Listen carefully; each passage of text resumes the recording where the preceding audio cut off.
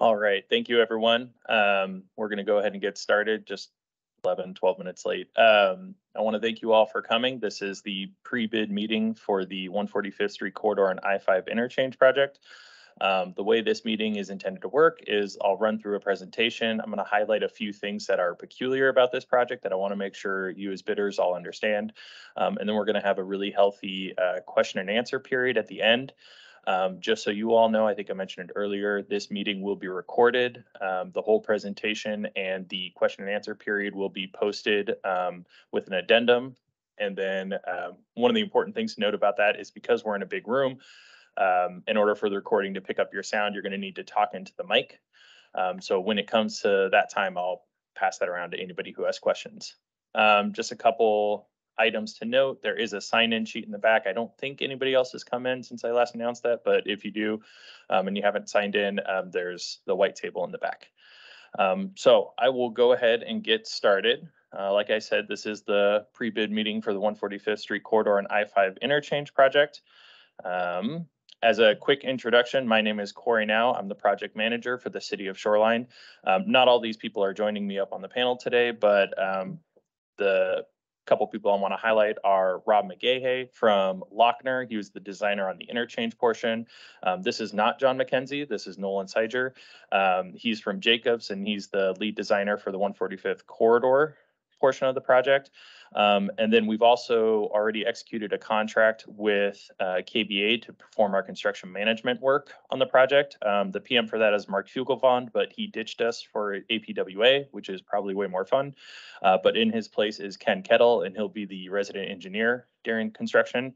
And then part of that contract with KBAs, we've also got Jacobs as our public outreach consultant, and the lead for that is Elizabeth Guevara. We've definitely identified communications as a major need on this project, so we wanted to get them on early, so that way they can already start their outreach and get articles and websites out. I guess traffic is really bad, and so a lot of the people that I'm highlighting on this second introduction page, they haven't been able to arrive yet because they didn't anticipate traffic. But we have been working with a lot of other agencies. The project in question is on a border between Seattle, WashDOT, and Shoreline. So we've been working with a lot of other groups, and I just wanted to highlight some of the people that we've been working with from all these agencies.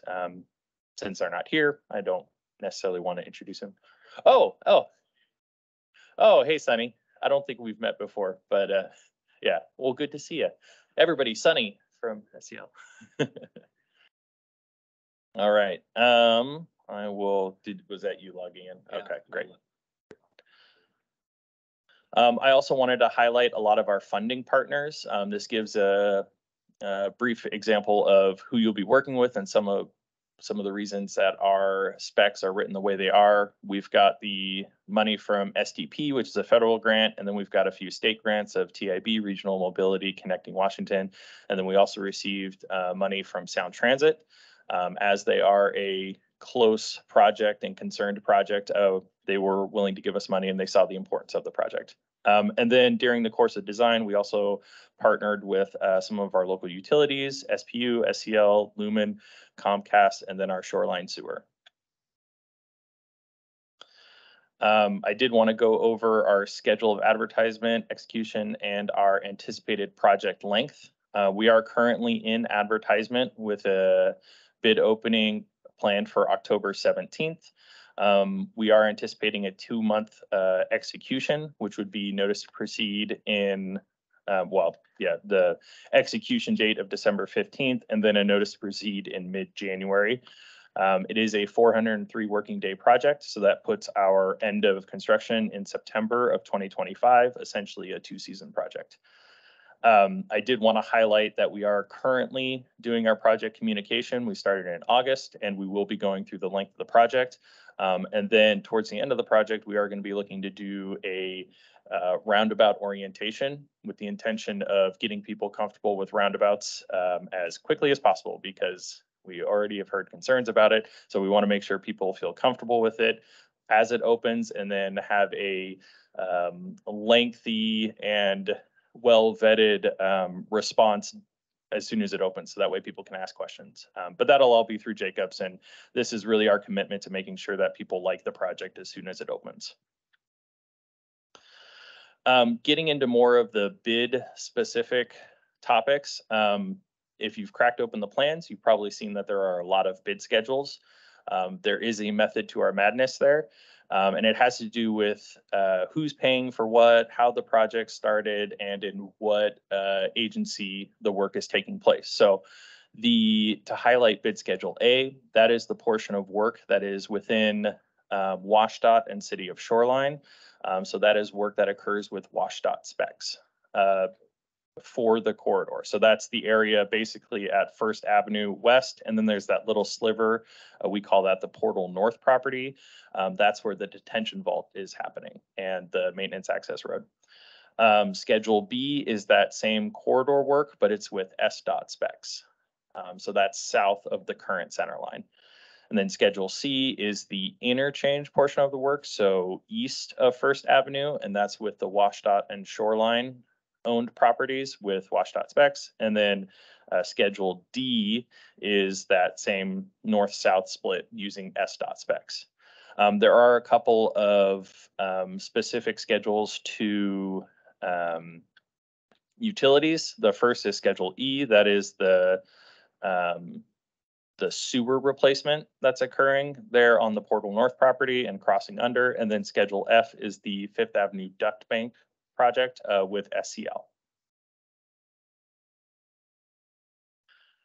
As much as I talked about the different specs that we're using, we do have a common materials table. You'll find that on special provisions pages 2 and 3. This was where we could identify materials that could be shared across the different specifications.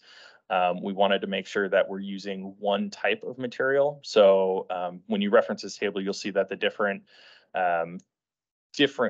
named products can use the same material specification. So just highlighting that for when you're making your bids, it's not necessarily two different products, even though it might be called two different names. Another thing I wanted to highlight here is long lead items. We've identified two that we think are most impacted by the current economic and delivery problems that we're having. The first is the First Avenue signal. That's a pretty standard signal, but again, long lead item. The second is the 24-inch water main. That's part of the SPU water main relocation that's occurring between First and I-5. That we anticipate that to be a pretty long lead item, and we want to make sure that that is one of the first items of work that the prime orders. Another element we wanted to highlight was the 145th Ave closure. That is between I-5 and First Avenue. This graphic came out in our Currents, which is our local newsletter. So we're starting to prep people that this is coming. It is intended to be a 180 consecutive calendar day closure or until September 30th, 2024, whichever is earliest. We are trying to get out of the way before the light rail station opens. And there's also some coordination that we need with KC Metro on their new revenue service dates. So this is a pretty tight end time.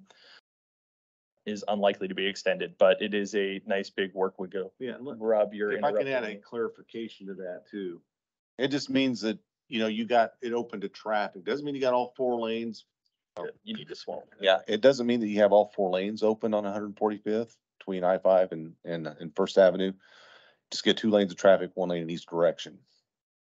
Yeah. So that's only the full closure period. If you can open it to either a north or a south half being open 1 lane, that's considered open to us.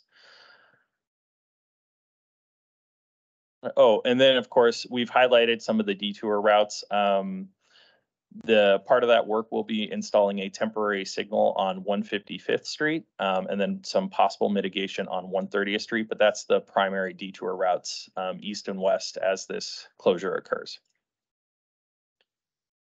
I'll throw this over to Rob, but I did want to highlight 2 of some of our peculiar items of work with regards to utilities, and that is the SEL shoe fly and the lumen relocation. So Rob, go ahead. Yeah, that's the point.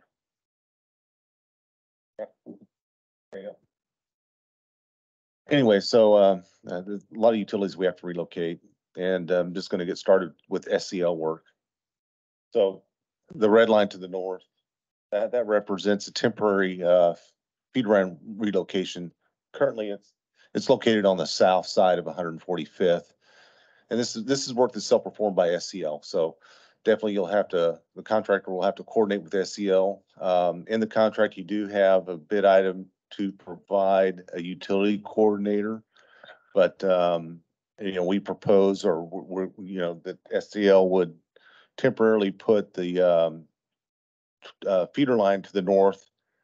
That allows the contractor, gives you space to construct that soldier pile wall on the south side. So it's kind of hard to construct, soldier pile wall with power lines overhead, right? The other thing I would point out too is there's a Lumen duct bank. It's kind of a backbone for the North Seattle and communities to the north. And that is, it's in the south lanes of 145th, and there's 2 duct banks there. So Lumen is going to self-perform that work too. They're going to come and relocate that. They're going to do that inside, coordinate that with the contractors. They're going to need that space for about 30 days. They need about a 50-foot wide swath. So what does that really mean? Probably means that you're going to give up this whole area to Lumen to get that duct bank relocated. And what they're going to do, they're not putting in new duct bank. They're going to need assistance from the contractor to haul off the spoils. But once you get down to get the concrete and the asphalt peeled off, they're going to come in and expose their duct bank, and then they got a kind of a beam and trolley system where they'll lift it up and slide it over and drop it back down in place. So it'll be live the whole time. Anything else we need to add to that? Did you give duration, assume duration? Well, yeah, the duration for Lumen, they're saying about a month, about 30 days for them to get that relocated. Yeah, and that is 30 days with some float at the end. They have performed this work in this operation, I think in Eastern Washington. So they learned some lessons from that, and they feel very confident about being able to self-perform that work. One of the last things I wanted to touch on is we do have some city-owned properties that could be available for a staging yard. They are immediately adjacent to the project. Over at Corliss, which is that green strip on the west portion of the project, there is a property on the west, and then there's 3 properties on the east of Corliss there that we would assume would make really good staging areas. I think the 3 properties combined is about 21,000 square feet, 22, I have to remind myself. And then over towards Sunnyside, we have another property that could be available. And then I highlighted the Portal North property, which is that wedge-shaped property, 164 3rd Avenue Northeast. That is where the detention vault is going, but it's a pretty big property, and there might be some opportunity to use that in the interim. The last property that's on this map is 14509. That property is currently available, the remnants of it. However, we are looking to sell that property. We're actively engaged in selling that in order to bundle it with some other properties that are on sale in the area. So I can't guarantee the availability of that property, but as of right now, there's nothing on it. And we currently have a contractor out there demolishing all the properties or demolishing all the buildings on those properties. So it should be a clean slate for a contractor that wants to use it. Of course, you would still need to provide a staging area plan. Okay, that is the elements I wanted to highlight. This is now a good opportunity to ask questions. We allowed a lot of time for that. So if anything comes up, please feel free to ask the question. I would ask that you, again, talk into the mic. I don't know how we're going to pass that around, but when you do ask your question, make sure you're speaking into the mic, and then also start by introducing your name, and then feel free to ask your question. Do we have any questions currently? Oh, yeah. Got to turn the mic on. Push the button and.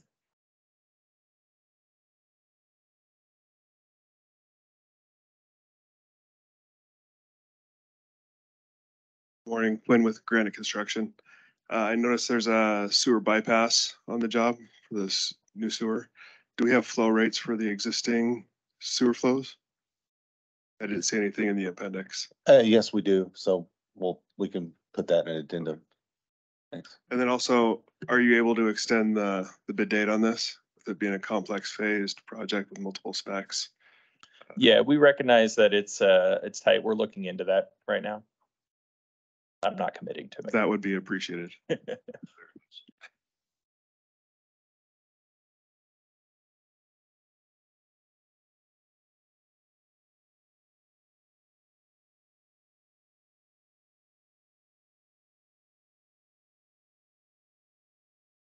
So the lumen relocation, you guys have provided some quantities to bid to, and a lot of that is kind of subjected to how lumen performs their work. And being that that's a lump sum item, is that something that's going to be looked at closer and maybe potentially breaking that down into bid items and quantities to bid to versus a lump sum item because of the subjectivity of it? Steve Chambers with Granite.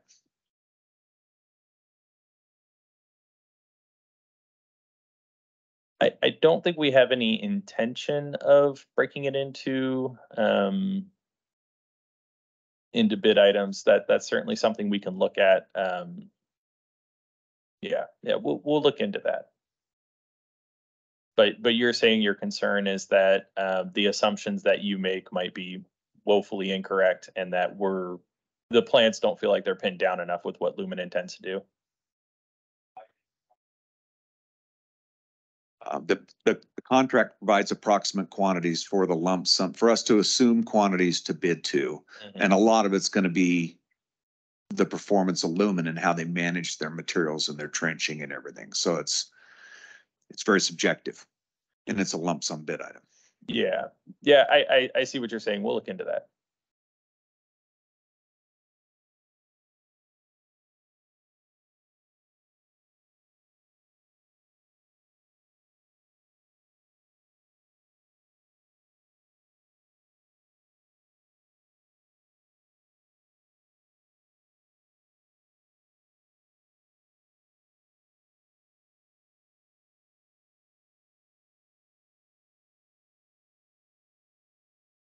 More questions? Any concerns about all the different players on this project?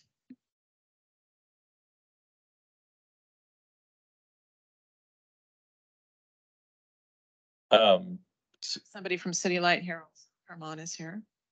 Oh, yes. Oh, gosh, you were sitting right in front of me. I didn't even see you. Sorry. Herman is here. I did have him on the introduction slide. Yeah.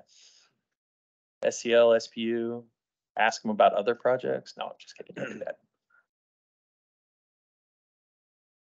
Okay. Well, I don't see any more questions. This is not your last opportunity to ask questions. Please feel free to email. We will, of course, combine all the responses from today and any other response we receive into an addendum. And you should see that posted, I think, on the 10th. Yeah, the 10th. Okay. Well, with that, thank you all for coming. Look forward to seeing your bids and excited to work with all of you. Well, just one of you, but all of you. Yeah, good luck.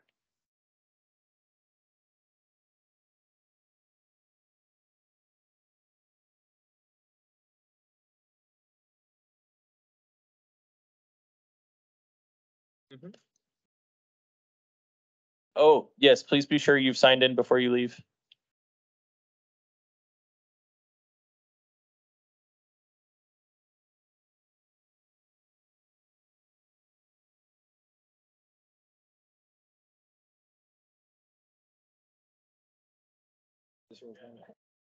Those two.